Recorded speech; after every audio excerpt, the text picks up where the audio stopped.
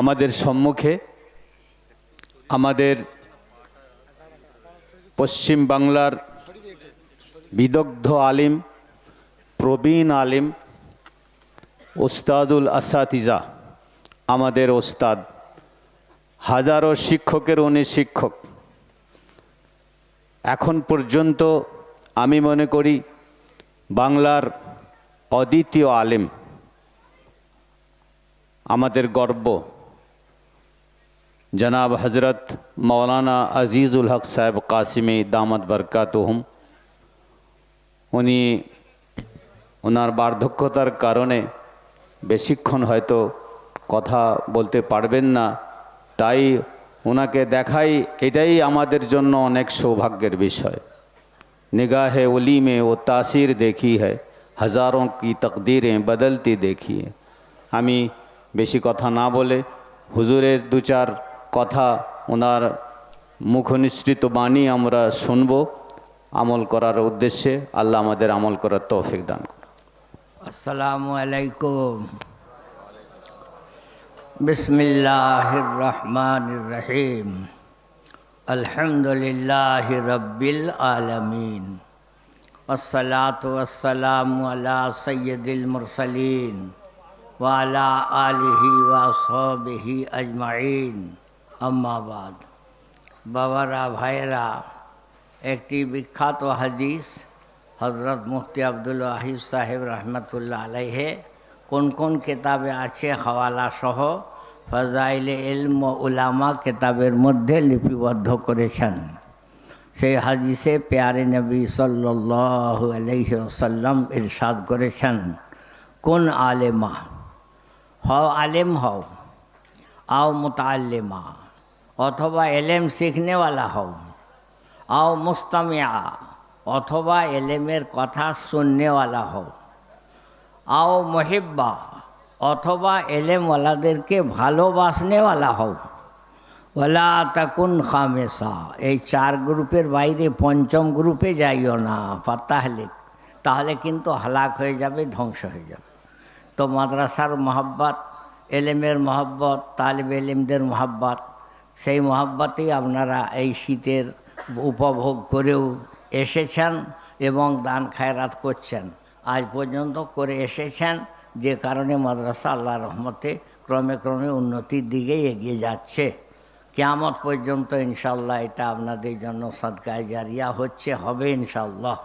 সেই আশা রেখে, সেই ইয়াকিন দেখেই আপনারা করছেন বা আমরাও আপনাদেরকে তারগিব দিচ্ছি। বাবারা, দ্বীনি মাদ্রাসা প্রয়োজনগুলো কি? আকিদাটাই সহি হবে না যদি ছেলে মাদ্রাসায় দ্বীনি তালিমের ইবতেদায়ী শিক্ষাটা গ্রহণ না করে। উপমা দিচ্ছি, বলছে বাংলা বইয়ে, স্কুল কলেজের বইয়ে বা আউট নলেজের বইয়ে লিখছে, বলে বাবু সব ধর্মই সমান। উপমা দিচ্ছে, বলে দেখো একটা পুকুরে চারদিকে বিভিন্ন ভাষার মানুষ বাস করছে।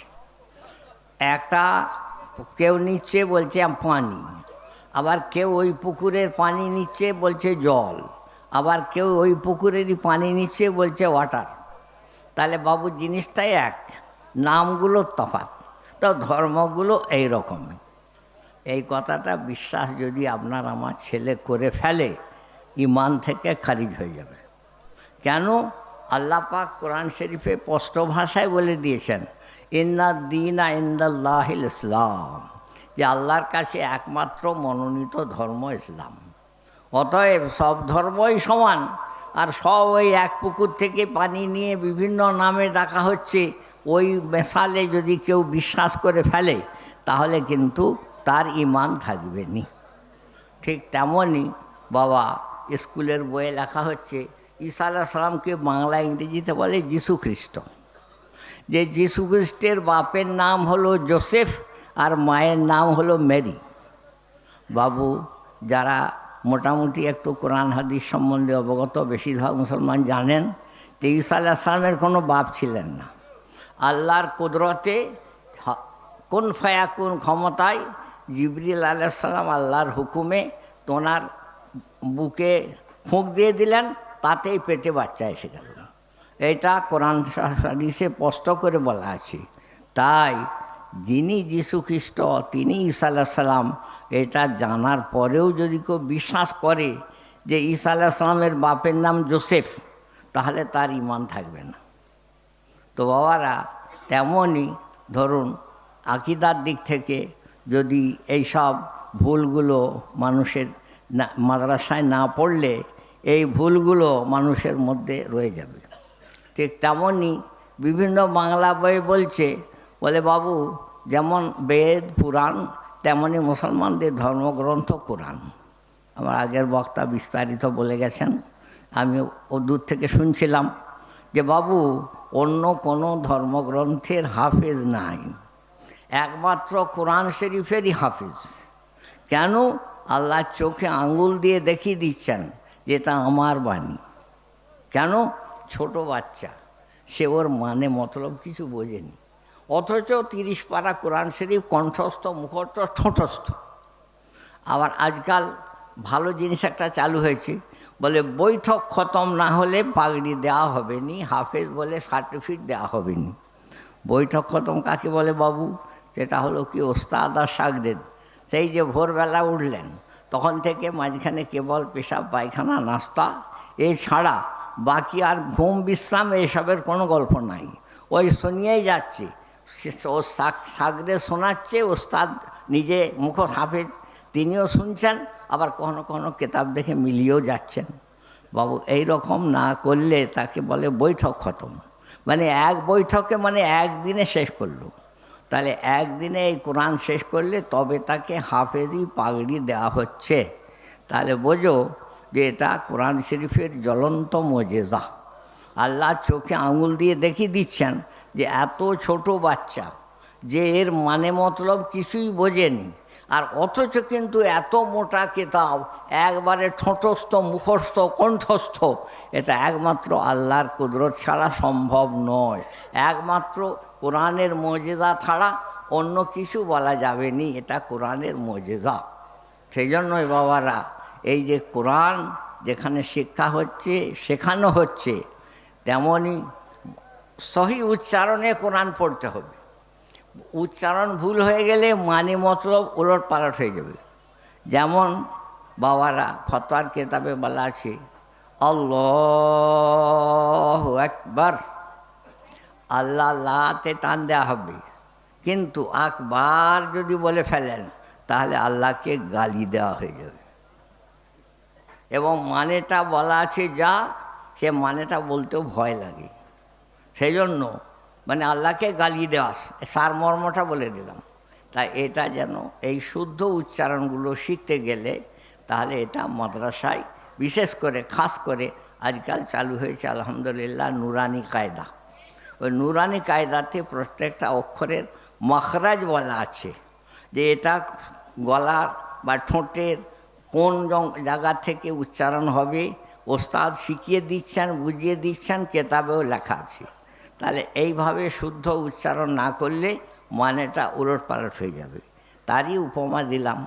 আবার তেমনই ফতোয়ার কেতাবে বলা আছে, যদি কেউ বলে আল্লাহু আকবার, তারও নামাজ নষ্ট হয়ে যাবে। কেন?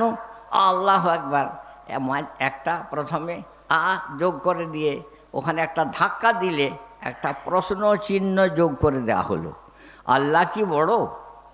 তাহলে তোমার মনে সন্দেহ আছে।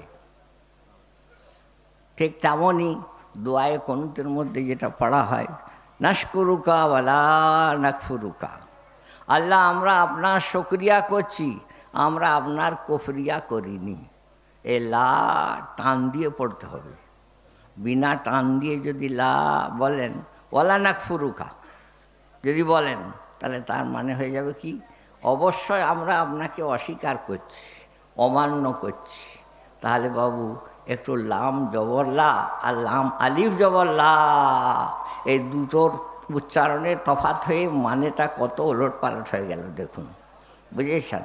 সেই জন্য এই সহি উচ্চারণে কোরআন শরীফ শিক্ষা করা, এটা প্রত্যেক মুসলমানের উপর ফরজে আইন। সবাই জন্য কারি সাহেব হওয়া ফরজ নয় গো, কিন্তু সহি উচ্চারণে কোরআন শরীফ পড়তে শেখাটা কিন্তু ফরজ। এই ফরজটা আপনি পালন করতে পারবেন একমাত্র মাদ্রাসায় গেলে অথবা মাদ্রাসা থেকে সহি উচ্চারণের ট্রেনিং প্রাপ্ত ইমাম সাহেব বা মক্তবের ওস্তাদের কাছে, না হলে নিজে নিজে করতে পারবেন নি। আর নিজে নিজে না করতে পারলে বাবারা তাহলে এটা একবারে আল্লাহকে গালি দেওয়া হয়ে যাবে। সেই জন্য মশলা মাসাইলের জ্ঞান আমাদের একান্ত জরুরি, এবং সেই জ্ঞানটা একমাত্র মাদ্রাসা থেকেই পাওয়া যাবে। যেমন ধরুন অনেক নামাজি ভাইদের দেখছি নামাজ পড়ছেন, তাকবীরে তাহরিমা বলার সময় আল্লাহু আকবার যখন হাত তোলা হয় তখন মাথাটা ঝুঁকিয়ে দিচ্ছেন। না, এটা মাকরু তাহরিমি বলে ফতোয়ার কিতাবে লেখা আছে। আর এটাও লেখা আছে যে মাকরু তাহরিমি সহ যেই নামাজটা পড়া হবে সেটা আবার ঘুরিয়ে পড়া প্রয়োজন। তাহলে এটা কেমন ভুল হচ্ছে দেখুন।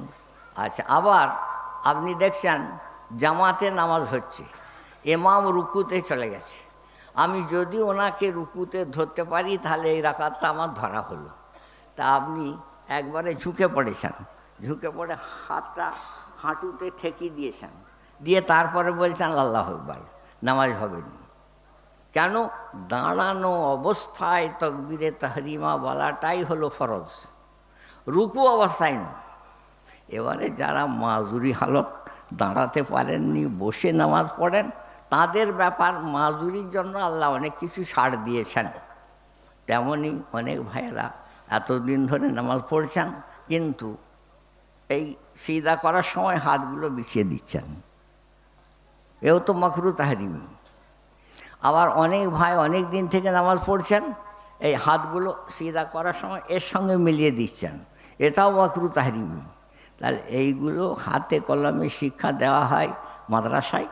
আর যদি আপনার এখন মাদ্রাসায় ভর্তি হওয়ার মতো বয়স না থাকে তাহলে তাবলিগ জামাতে প্র্যাকটিক্যাল ট্রেনিং দেওয়া হয়। সেই জন্য এই জিনিসগুলো আমাদের শেখার দরকার আছে, এবং সেই যখন কষ্ট করে নামাজ পড়ছি তাহলে সেটা ঠিকভাবে পড়া যাতে আল্লাহর কাছে কবুল হওয়ার উপযুক্ত হয়। ফাজাইলে নামাজ কিতাবে হাদিস উল্লেখ করেছেন যে দেখো কিছু নামাজ এমন হবে যাকে কবুল হওয়া দূরের কথা, আল্লাহ পাকের কাছে যেন কাপড়ে জড়িয়ে ফিকে দেওয়া হয়। পুরাতন কাপড় রদ্দি হয়ে গেছে, তাকে জড়িয়ে সরিয়ে ফিকে দাও, সেরকম তার নামাজকে জড়িয়ে সরিয়ে ফিকে দেওয়া হবে। এমন নামাজ যেন না হয়। বলা আছে নামাজের মধ্যে সবচেয়ে নিকৃষ্ট চোর হলো যে নামাজের মধ্যে চুরি করে। এবারে সাহাবীরা বলেন হুজুর নামাজে আবার চুরিটা কি? বলছেন রুকুটাও ঠিক মতো ঝুঁকছে না, আর সিজদাতেও ঠিক মতো মাথা রাখছে না। মাথা ঠেকাচ্ছে তো নাক ঠেকাচ্ছে না, কপাল ঠেকাচ্ছে তো নাক ঠেকাচ্ছে না, নাক ঠেকাচ্ছে তো কপাল ঠেকাচ্ছে না। না, এগুলো নামাজের মধ্যে চুরি করা বলে গণ্য। আমাকে এক ভাই দু একদিন আগে প্রশ্ন করলেন, বলে হুজুর নামাজে নজরটা কোথায় রাখা হবে? তো আমি মিশকাত শরীফে একটি হাদিস এসেছে যে ওয়াজআল বাসারাকা হাইসু তাসজুদু, তোমার নজরটা রাখবে যেখানে তুমি সিজদা করবে। এবার হাদিসে সব কথা তো খুলে ব্যাখ্যা করে বলা থাকেনি, তাহলে আর ব্যাখ্যাকারদের ব্যাখ্যা লেখার দরকার হতো না। ওইখানে হাসিয়াতে নিচে লিখেছেন, বলে নজরটা থাকবে সিজার জায়গায় যখন তুমি দাঁড়িয়ে থাকবে, আর যখন তুমি রুকু করবে তখন তোমার নজরটা থাকবে হয় দুই পায়ের উপর অথবা দুই পায়ের মাঝখানে, আর যখন তুমি আত্তাহিয়াত পড়বে তখন তোমার নজরটা থাকবে কোলের উপর। এবারে যখন তুমি সালাম ফেরাবে ওই জায়গায় খুঁজে দেখছি তা তো ওখানে বলা নাই। তখন আমি ফতোয়া বিভাগের ছাত্রদের বললাম, রে বাবু মিশকাতের হাসিয়াতে এইটা বলা নাই, একজন আমাকে কাল প্রশ্ন করে গেছে, তাহলে কোন কেতাবে আছে বার কর। ওরা আমাকে বার করে দিল ফতোয়া তাতার খানিয়া এবং আরও দুর্রে মুখতার, দুই কেতাব থেকে এবারত তুলে দিল যে যখন সালাম ফেরাবে তখন ডান কাঁধে প্রথম সালাম ফেরানোর সময় ডান কাঁধে নজর থাকবে, আর দ্বিতীয় সালাম ফেরানোর সময় বাম কাঁধে নজর থাকবে। সে বলল কেন? আমি যে লোকের মুখে শুনেছি যতদূর নজর যায় ততদূর পর্যন্ত, আমি ওটা ভিত্তিহীন শুনেছ। তো বাবারা যাই হোক, এইসব মশলা মশাইলের ব্যাপারগুলো জানা যাবে একমাত্র মাদ্রাসায় এবং মাদ্রাসাওয়ালাদের কাছ থেকে।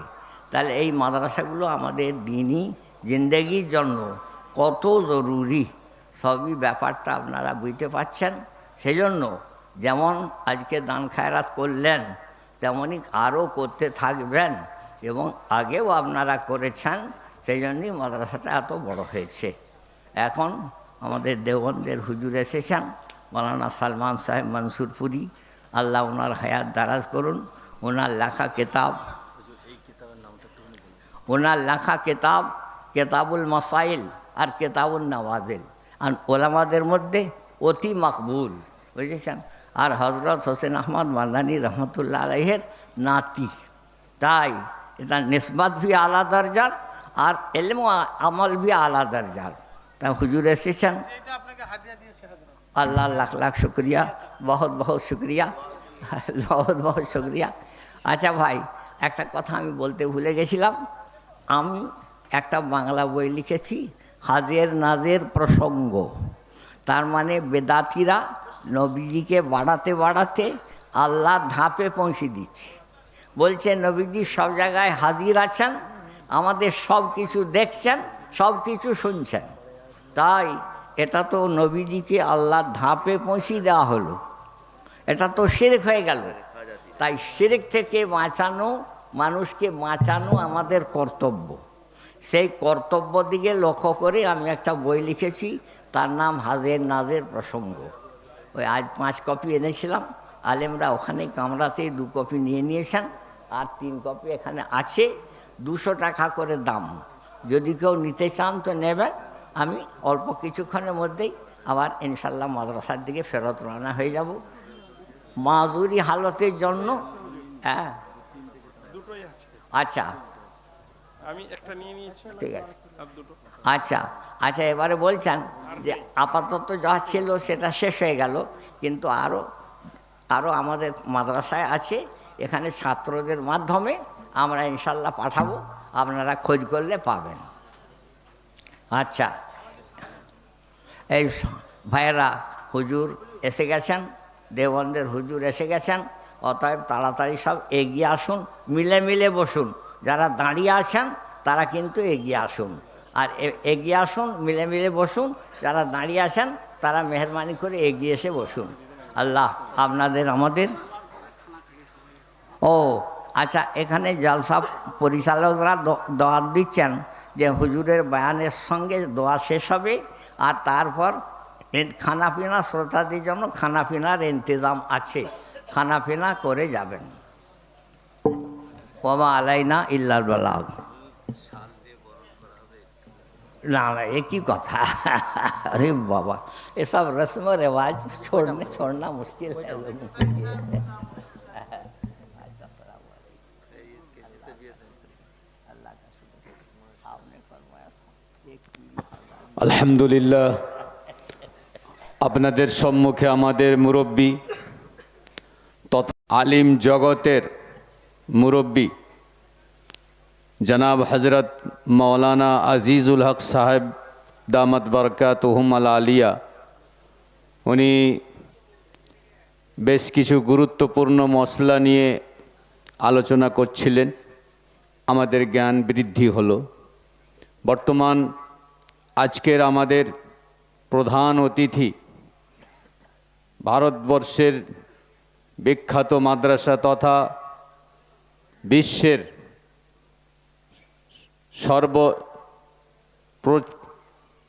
প্রচারিত মাদ্রাসা দারুল উলুম দেওবন্দ থেকে আগত উস্তাদে হাদিস জনাব হজরত মুফতি সলমান মনসুরপুরি সাহেব, উনি উপস্থিত হয়েছেন। আমরা অবশ্যই ওনার জিয়ারত করব এবং ওনার যে গুরুত্বপূর্ণ বক্তব্য আমরা শুনব কিছুক্ষণ। তারপরে হজরত দোয়া করে দেবেন। দোয়ার পরে আপনারা সবাই মাদ্রাসার পক্ষ থেকে আমন্ত্রিত, আপনারা খাওয়া দাওয়া করে ইনশাআল্লাহ বিদায় নেবেন।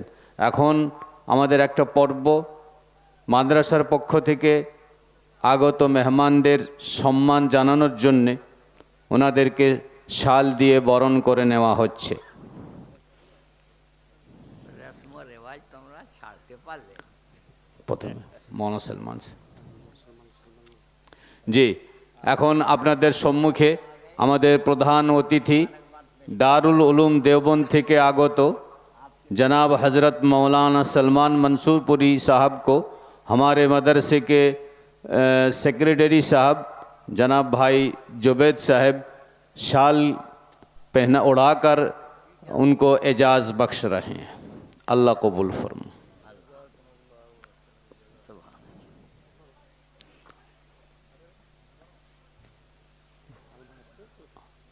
এবারে আপনাদের সম্মুখে শাল দিয়ে জনাব আমাদের উস্তাদুল আসাতিজা আমাদের মুরব্বী জনাব মৌলানা আজিজুল হক সাহেব কাসমিকে বরণ করে নেওয়া হচ্ছে। আল্লাহ ওনার উমরে খৈর বরকত দান করুন এবং আল্লাহ ওনাকে পূর্ণ সুস্থতা দান করুন। জাযাকুমুল্লাহ খায়রাল জাযা। আর কার এই মাদ্রাসার সভাপতি এবং আমাদের সকলের নয়নমণি আইকন জনাব উনিও আলহামদুলিল্লাহ বহু ওলামাদের শিক্ষক জনাব মুফতি আতাউর রহমান সাহেব